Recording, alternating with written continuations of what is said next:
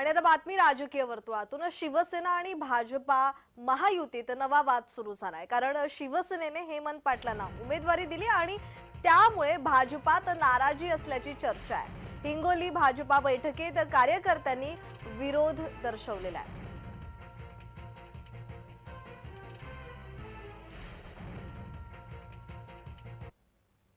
याचाच आढावा घेतला आमचे प्रतिनिधी श्रीधर वाळवंटे यांनी। पाहूयात।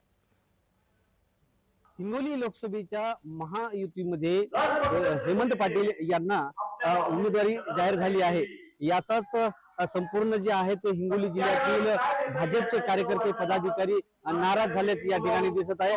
आणि आपण पाहू शकता की या ठिकाणी संपूर्ण जिल्हाभरामध्ये जे आहे ते हिंगोली लोकसभा आढावा या ठिकाणी भाजपचे घेण्यात येत आहे। आणि अबकी बार 400 पार असं म्हणत कार्यकर्ते पदाधिकारी हे या ठिकाणी घोषणाबाजी करत आहेत। आणि याच बैठकीला संपूर्ण कार्यकर्ते पदाधिकारी माजी आमदार माजी खासदार हे देखील या ठिकाणी उपस्थित झालेले आहेत। परंतु मागील 5 वर्षापासून भाजपचे नेते रामदास पाटील सुलतानकर हे तयारी करत होते।